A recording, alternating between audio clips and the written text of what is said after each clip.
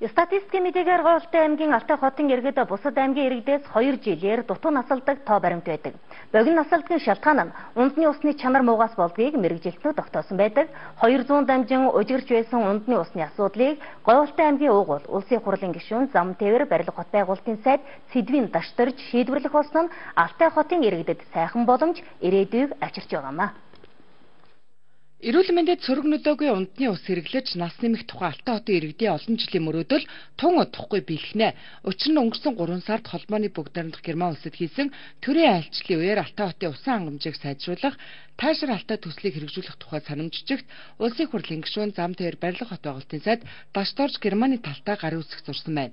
Улмаар засгийн газрын 2012 оны 5 сарын 30-ны өдрийн хуралдаанд Дашторж сайд төслийг хилцүүлэн дэмжлэг авч төрийн өмчийн концессийн зүйлийн жагсаалтанд оруулаад байна.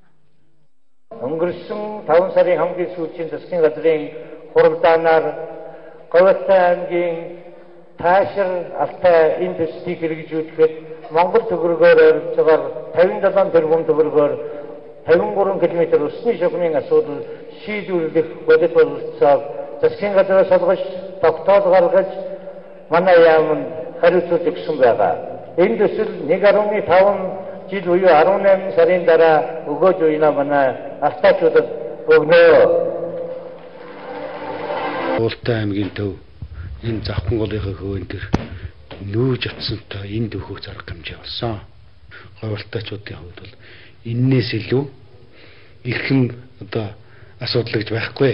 Тийм учраас бол Говьолтойчууд энэ шийдвэрт бол маш их сэтгэл хангалуун хандаж байгаа. Говьолтойчуудын хамгийн их бэрхшээлтэй хүндрэлтэй асуудал бол ерөөсөө цэвэр усны асуудал байсан л да. Энийг шийдэж өгсөнд сайдаа их баярлж байна. Таашир Алтай төсөлд нийтдээ 57 тэрбум төгрөг зарцуулна.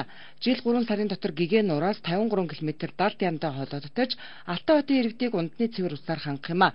Ингэснээр хүн амын амин чухал хэрэгцээ цэвэр усаар хангагдаж нас нэмж эрүүл амьдрах бодит боломж бий боллоо.